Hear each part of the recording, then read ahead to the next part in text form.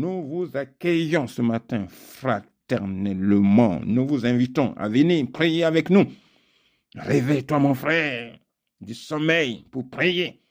Réveille-toi, ma soeur, du sommeil pour combattre. Au nom de Jésus-Christ, sur notre plateforme Canal Zoom 540 716 91 63 et comme mot de passe 1, 2, 3, 4. C'est un hôtel de prière, un hôtel de victoire. Au nom de Jésus-Christ, où Dieu exauce les prières, viens, ta prière va être exaucée. Il plaît à Dieu de nous bénir. Il veut te bénir. Ce matin, nous allons laisser notre frère Rémi Caillou Noiselle nous exhorter pendant 30 minutes. Et alors, on va proclamer ces vérités dans nos vies. Que le Seigneur le bénisse. Amen. Amen. Amen. Alléluia. Amen. Amen. Que Dieu nous bénisse tous.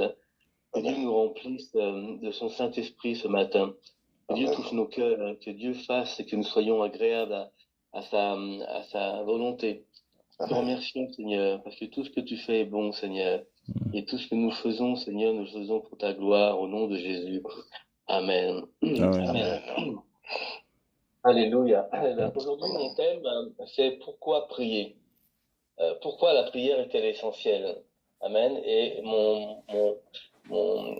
ma référence est 1 Roi au chapitre 18. 1 Roi au chapitre 18. D'abord, pour comprendre la prière, il faut comprendre le royaume. Amen. Si on peut comprendre le concept de la prière, c'est dans le contexte du royaume. Sinon, c'est une activité religieuse. Amen. Donc, la plupart des gens, souvent, ne savent pas prier, ne savent pas comment approcher Dieu, le trône de la grâce, tout ça. Et alors que la prière, c'est notre relation, c'est notre communication avec le Père, par le Fils et par le Saint-Esprit. Nous avons une responsabilité dans la prière. Nous en sommes des ambassadeurs. Il y a un homme de Dieu très ancien, je crois il est mort, oui, il est mort. Il s'appelle John Wesley. Je pense que certaines personnes doivent connaître. Il disait que car sans Dieu, l'homme ne peut rien. Et sans nous, l'homme, Dieu ne fera rien.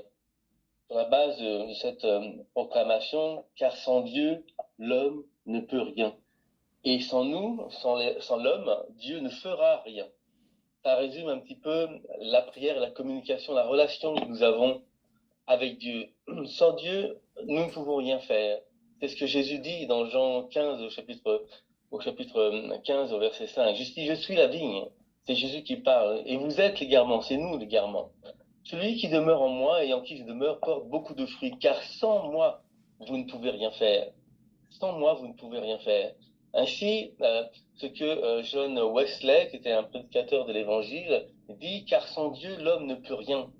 Nous ne pouvons rien sans Dieu. Nous avons besoin de Dieu comme l'air pour respirer. Nous avons besoin de communiquer avec Dieu, d'avoir sa présence au travers de nous pour témoigner, prêcher et faire que des choses se passent. Mais Dieu lui-même, sans nous, sans l'homme, à qui il a mandaté la royauté et la domination sur la terre, il ne fera rien. Alors, pourquoi on se dit pourquoi Dieu ne fait rien sur la terre? C'est simplement parce qu'il a besoin d'un homme, d'un intercesseur. Il a besoin de toi. C'est à toi qu'il s'adresse aujourd'hui. C'est à toi qu'il s'adresse ce matin. Car sans Dieu, nous ne pouvons rien faire. Mais sans nous, l'homme, Dieu ne fera rien. Et donc, Dieu a vraiment besoin de toi. Amen. Amen. Alors, nous avons une histoire dans la Bible d'un homme qui pria Dieu et par qui le feu, Dieu répondit par le feu. Amen. C'est un prophète qui s'appelle Élie et qui se cachait, je pense, parce qu'on le cherchait. Jézabel voulait certainement le tuer. Et il rencontre un homme qui s'appelle Abdias et il lui dit, Abdias lui dit, mais est-ce que c'est toi, Seigneur? Dans le verset 9, 7. Élie lui répondit, oui, c'est moi, va dire à ton maître, voici Élie. Amen.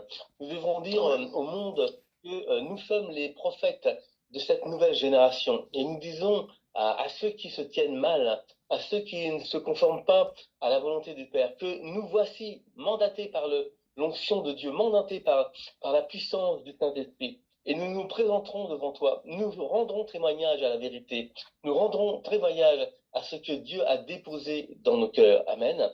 Il se présente devant Akab. Akab dit au verset 17, est-ce toi qui jettes le trouble en Israël? Et souvent le monde a cette confession contre nous, pensant que nous les chrétiens, nous les fils de Dieu, nous les citoyens du royaume de Dieu, c'est nous qui jetons le trouble dans ce monde. La plupart des manifestations, les gens n'aiment pas avoir les chrétiens autour d'eux, parce que nous dérangeons l'esprit de Dieu qui est en nous, les dérange l'esprit qui est en eux. Amen. Il dit, et dit, répondit, je ne trouble point Israël, mais c'est toi, au contraire, et la maison de ton père, puisque vous avez abandonné les commandements de l'Éternel et que tu es allé après les Baals. Amen. Amen. Amen. Amen. Amen. Donc, on voit que Élie déclare et fait une déclaration claire qu'il n'est pas il n'est pas quelqu'un qui trouble la paix dans la société, mais que ce sont vous, les gens qui ne faites pas la volonté du Père, qui troublez la nation, qui troublez Israël. Amen. Alors il dit, rassemblez, maintenant faites rassembler tout Israël autour de moi, à la montagne de Carmel, et aussi les 450 prophètes de Baal, et les 400 prophètes d'Astarté, qui mangent à la table d'Israël. Amen.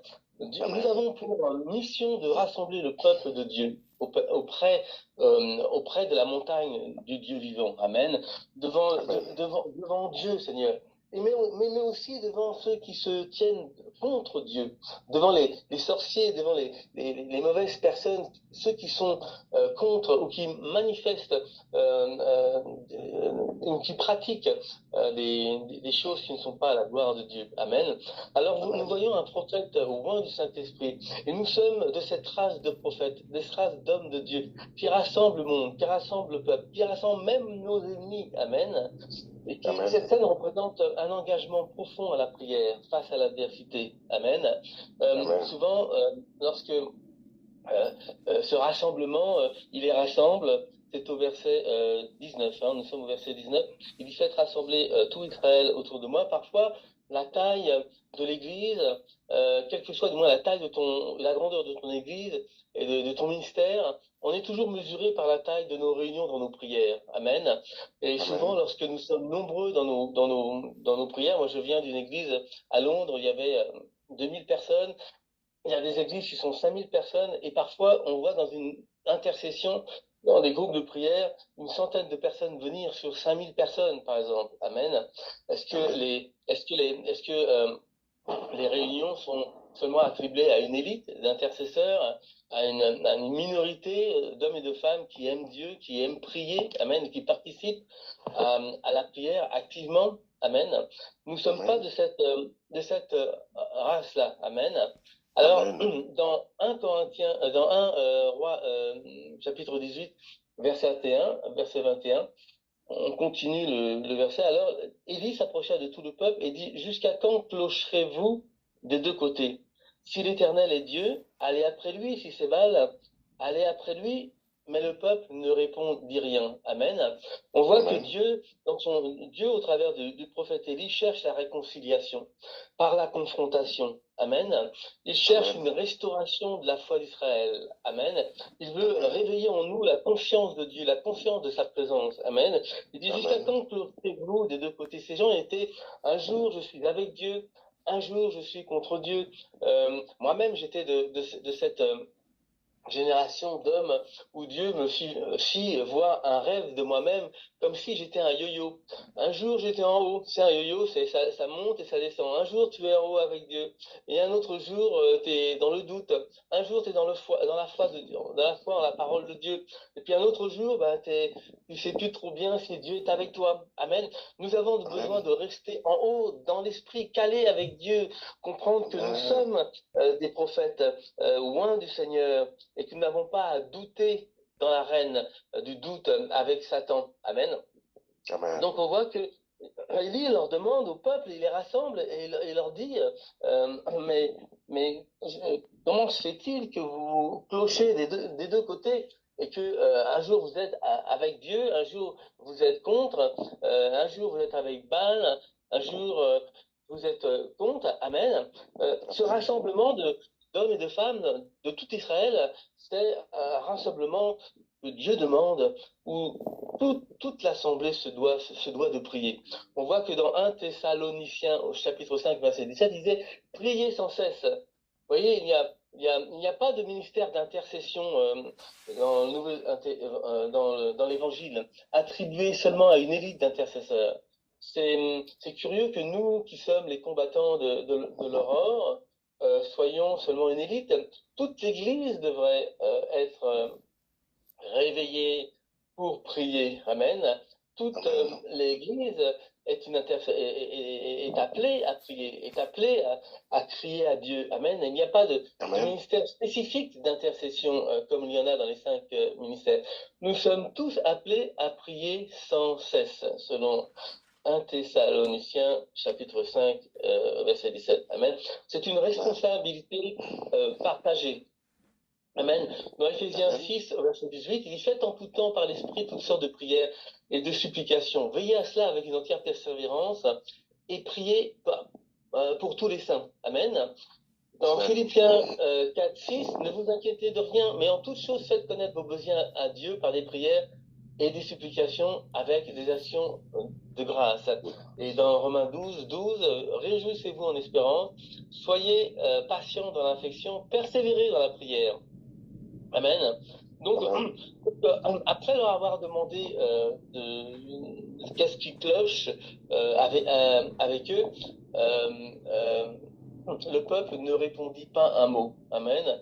Et parce que lorsque le peuple a rassemblé, lorsque nous rassemblons du monde pour la prière, pour engager le combat, eh bien, les gens ne répondent rien. Ils se disent en eux-mêmes peut-être, mais pourquoi prier? Pourquoi prier? La prière est-elle essentielle? Souvent, les gens n'aiment pas prier. C'est la raison pour laquelle ils ne viennent pas. Ils se posent, est-ce que Dieu va-t-il répondre? Ont-ils peur d'échouer, de ne pas être exaucés par Dieu? C'est peut-être la raison pour laquelle ils ne viennent pas aux assemblées, aux réunions de prière. Peut-être qu'ils sont angoissés de ne pas recevoir de Dieu, de ce qu'ils demandent. Amen. Pourtant, Amen. Matthieu 21, verset 22, il dit tout ce que vous demanderez avec foi par la prière, vous le recevrez. Amen. Tout ce que vous demanderez par la foi, par la prière, vous le recevrez. Amen. La foi est importante pour Dieu. On ne peut rester dans l'arène du doute avec Dieu. Amen. Nous devons nous parler à nous-mêmes. Alors, on voit un petit peu plus loin que Élie dit au peuple, il pense être seul. Il dit, je suis resté seul des prophètes de l'Éternel. Il y a 450 prophètes de Baal. Amen. Et il leur donne un défi. Il dit qu'on nous donne 2 taureaux, qu'ils choisissent pour eux l'un des taureaux, qu'ils le coupent par morceaux, qu'ils le placent sur le bois sans y mettre le feu. C'est au verset 23. Et moi, je préparerai l'autre taureau et je le placerai sur le bois sans y mettre le feu. Amen. Il y a un défi que nous donnons au monde. C'est un défi qui fait que celui qui est le vrai Dieu doit répondre par le feu. Amen. Amen. Et nous sommes des prophètes mandatés à démontrer le royaume de Dieu, démontrer la présence de Dieu par sa manifestation, que le feu du Saint-Esprit vienne. Amen. Et donc, il dit à cette génération, tout comme nous devons dire à notre génération, puis invoquez au nom de votre Dieu, et moi j'invoquerai le nom de l'Éternel. Amen. Et le Dieu qui répondra par le feu, c'est celui-là qui sera Dieu. Et tout le peuple répondit, c'est bien. C'est un défi et c'est une bonne manière de déclarer, de témoigner au monde que notre Dieu est un Dieu vivant, que leur Dieu c'est des idoles, c'est un Dieu qui ne répond pas, c'est un Dieu qui ne parle pas, c'est un Dieu qui ne fait rien, qui ne répond, qui n'entend pas, parce que il n'est pas vivant. Amen. Alors que notre Dieu, il est vivant. Notre Dieu est venu habiter en nous. Nous sommes devenus le temple du Dieu vivant. Amen. Amen. Nous sommes une pierre vivante, nous ne sommes pas morts, mais nous sommes vivants par Christ, parce que Dieu n'est pas le Dieu des morts, mais il est le Dieu des vivants. Il dit, je suis le Dieu d'Abraham. Et pourtant, Abraham était mort. Il dit, je suis le Dieu de Isaac, et pourtant, Isaac est mort. Il dit, je suis le Dieu de Jacob, pourrait rappeler en Jacob qu'il est le Dieu des pécheurs. Amen. Le Dieu des vivants. Abraham n'est pas mort, il vit avec Dieu. Isaac n'est pas mort, il vit avec Dieu. Et Jacob, qui a eu son nom changé en Israël, n'est pas mort, il vit avec Dieu. Amen. Et nous vivrons aussi avec le Seigneur. Donc le Dieu qui répondra par le feu, c'est celui-là qui sera Dieu. On continue la lecture. Et il dit au prophète de Baal, choisissez pour vous l'un des taureaux, préparez-le, les premiers, car vous êtes plus nombreux, et invoquez le nom de votre Dieu, mais ne mettez pas le feu.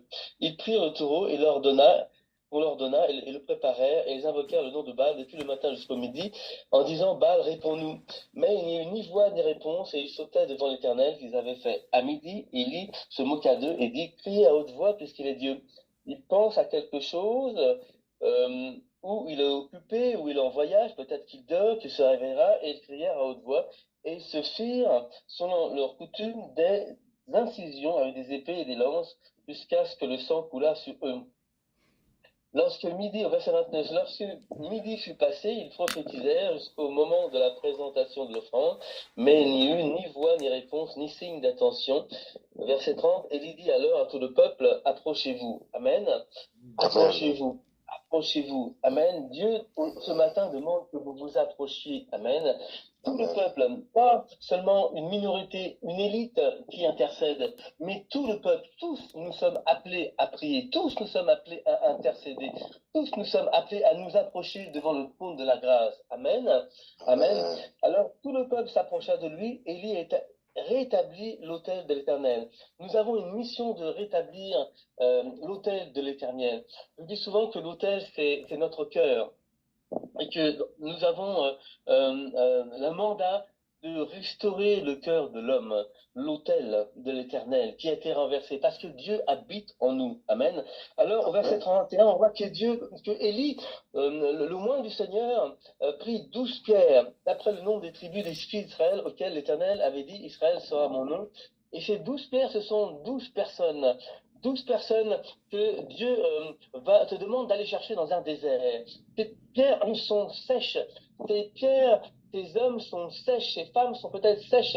Ces pierres sont sales. Ces hommes, ces femmes sont peut-être sales. Ces pierres que tu vas trouver dans un endroit rocailleux, désertique, ou abandonné de tous, abandonné du monde. Ces pierres sont des hommes et des femmes qui ont leur autel, leur cœur brisé, qui ont leur vie brisée, qui ont leur pensée qui n'est pas conforme à Dieu. Et tu dois aller vers ces gens et ne pas te conformer à leur apparence.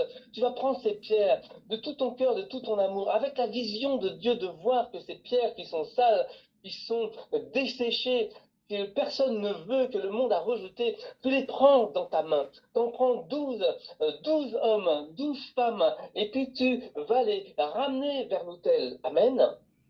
Amen. Parce que Dieu va faire quelque chose à ces pierres. Dieu va utiliser ces pierres. Ils sont peut-être mortes, mais Dieu va donner la vie à ces pierres. Ils sont peut-être sèches, mais Dieu va les rafraîchir par son Saint-Esprit. Ils sont peut-être abandonnés des hommes, abandonnés de leur famille, mais Dieu va les racheter. Dieu va les adopter. Dieu va les restaurer. Dieu va leur donner une nouvelle foi, une nouvelle onction, un nouvel esprit, une nouvelle forme de pensée, la pensée de Christ. Amen, amen, amen.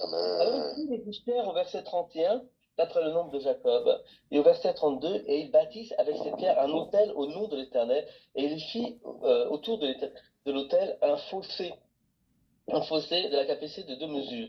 Il arrangea le bois et coupa le taureau en morceaux et le plaça sur le bois. Puis il dit, remplissez d'eau 4 cruches et versez-les sur l'holocauste et sur le bois. Et il dit, faites-le une seconde fois. Et ils firent une seconde fois. Et il dit, faites-le une troisième fois. Et ils le firent une troisième fois. Et l'eau coula autour de l'autel et l'on remplit aussi d'eau le fossé. Amen. Dans cette... Élie, en voyant que prépare méticuleusement l'autel avant d'invoquer Dieu. Amen. Il fait quelque chose. La foi est une action. Nous devons faire quelque chose. Nous devons préparer l'autel, préparer les cœurs. Nous devons réparer l'autel, premièrement. Nous devons disposer le bois et placer la victime qui est le Christ, le Seigneur Jésus sur l'autel.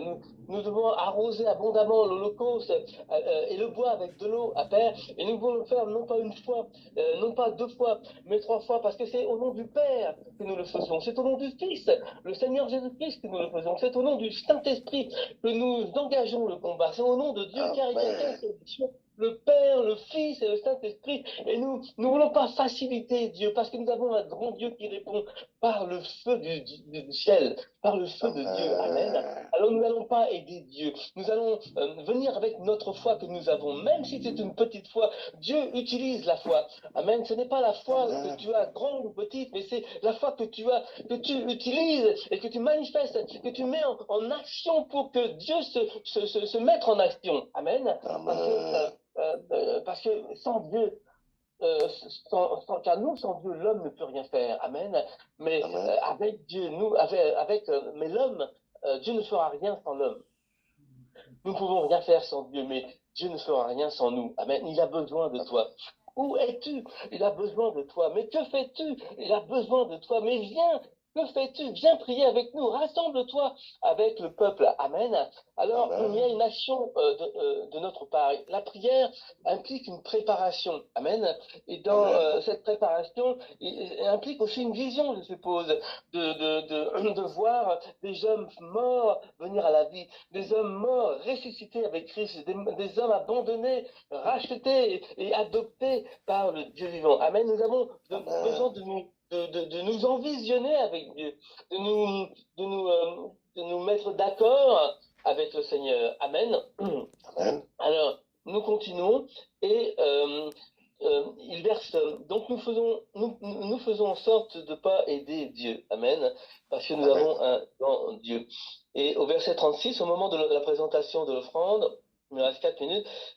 Élie, le prophète, s'avança et dit: Éternel Dieu d'Abraham, d'Isaac et d'Israël, que l'on sache aujourd'hui que tu es Dieu en Israël, que je suis ton serviteur et que j'ai fait toutes ces choses par ta parole. Réponds-moi, Éternel, réponds-moi, afin que ce peuple reconnaisse que c'est toi, Éternel, qui es Dieu. Amen. Amen. C'est toi qui es Dieu, et que c'est toi qui ramènes leur cœur. Amen. Nous sommes des intercesseurs qui prions sans cesse. Amen. Ils te cherchent, toi. Ils te cherchent, toi. Ils cherchent aussi ces terres qui sont mortes. Amen. Il veut les amener sur l'autel. Il veut que le feu de Dieu les consume leur cœur, consume leur esprit, consume tout leur être, afin qu'ils soient et qu'ils crient à Dieu: Abba, Père, Abba, Père, Abba, Père. Amen. Et faire d'eux des fils de Dieu. Amen. Alors, dans Matthieu 6, verset 6, Jésus dit: mais quand tu pries, entre dans ta chambre, ferme ta porte et prie ton Père qui est là dans le ciel, et ton Père qui voit dans le secret le rendra. En fait, quand Jésus dit: mais quand tu pries, Dieu s'attend à ce que tu pries. Amen. Et non pas et non pas si tu pries. Amen. Il n'a pas dit si tu pries. Non, Dieu espère et s'attend à ce que tu pries. Amen. Il t'attend. Il attend que tu répondes à son appel. Tu es appelé à prier, appelé à servir. Amen. À prier sans cesse. Alors nous voyons que Dieu, que Élie, le prophète, a fait une prière. Il demande à Dieu qu'il réponde, parce que il faut que Dieu réponde par le feu, parce qu'il est le vrai Dieu. Amen. Et dit: réponds-moi, Éternel, réponds-moi, afin que ce peuple reconnaisse que c'est toi, Éternel, qui es Dieu, et que c'est toi qui ramènes leur cœur. Et le feu de l'Éternel combat. Amen. Parce que nous avons le mandat de dominer la terre. Et nous donnons en quelque sorte autorisation au Dieu vivant de gérer la terre avec nous. Nous invitons Dieu par nos prières. Nous l'invitons, nous lui disions: viens Saint-Esprit, viens Saint-Esprit, fais quelque chose parmi nous, fais quelque chose dans cette génération. Anime le feu du Saint-Esprit dans le cœur.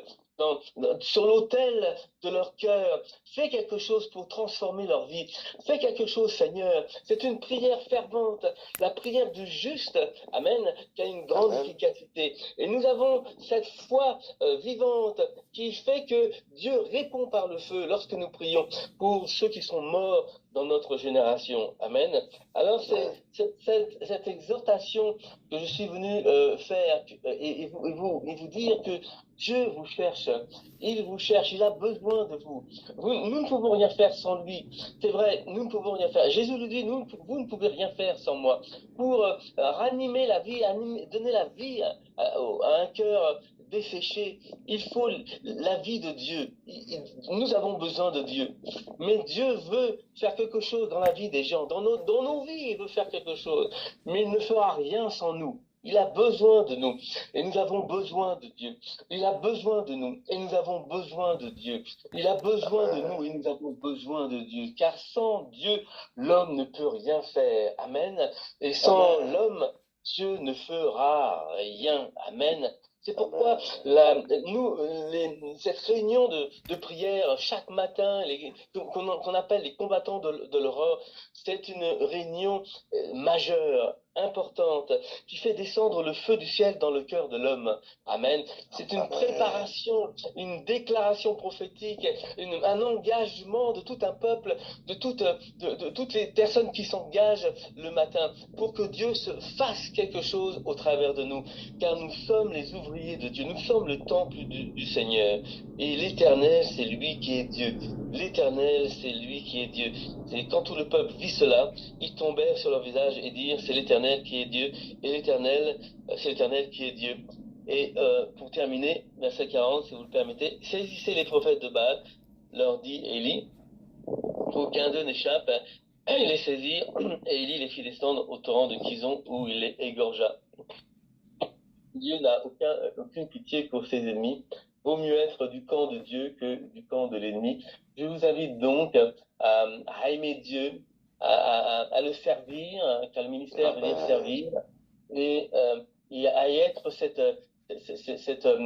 outil et ce vase par lequel Dieu va tout faire. Amen. Au travers de vous, que le Saint-Esprit fasse des choses pour que les hommes et les femmes entendent le message du royaume de Dieu et qu'ils se convertissent par le feu du Saint-Esprit, qu'ils soient changés, transformés à l'image de Dieu et que nous puissions être des témoins de cette résurrection de Christ et que nous puissions amener des hommes dans l'Église. Amen.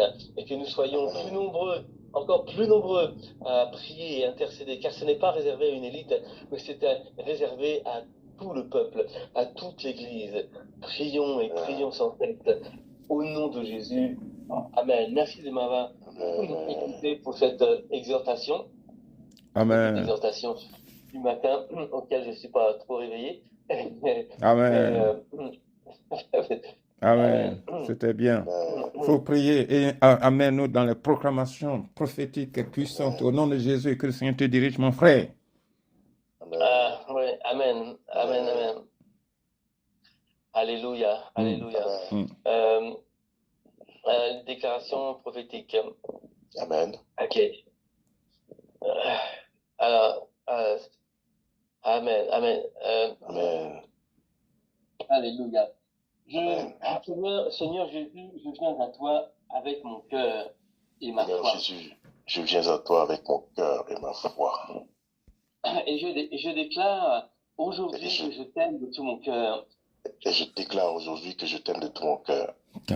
Je reconnais que la prière n'est pas une activité religieuse. Je reconnais que la prière n'est pas une activité religieuse. Mais un acte de foi vital. Mais un acte de foi vital. Qui invite ta présence et ta puissance dans ma vie et dans la vie des autres. Qui invite ta présence et ta puissance dans ma vie et dans la vie des autres. Amen. Aujourd'hui, je m'engage à prier sans cesse. Aujourd'hui, je m'engage à prier sans cesse. Car je suis conscient que je ne peux rien faire sans toi. Car je suis conscient que je ne peux rien faire sans toi. Et que tu ne feras rien sans moi. Et que tu ne feras rien sans moi. Seigneur Jésus-Christ, aide-moi à être un véritable ambassadeur de ton royaume sur terre. Seigneur Jésus-Christ, aide-moi à être un véritable ambassadeur de ton royaume sur terre. Qui prie avec foi et persévérance au nom de Jésus. Qui prie avec foi et persévérance au nom de Jésus. Je déclare et je décrète que la prière est l'activité la plus importante dans le royaume de Dieu. Je déclare que la prière Je Et déclare et je l'activité la plus décrète que la importante. prière est l'activité la plus importante dans le royaume de Dieu. Je m'engage aujourd'hui à faire de la prière Je m'engage aujourd'hui à faire de la prière, non seulement une priorité, mais un style de vie. non seulement une priorité, mais un style de vie. Car je me rappelle que je suis appelé à servir Dieu par la prière, par mes prières. Car je me rappelle que je suis appelé à servir Dieu par ma prière, par mes prières. Mon Père, je prie de tout mon cœur Ô Père, je prie de tout mon cœur que chaque membre de notre Église Mesta Paris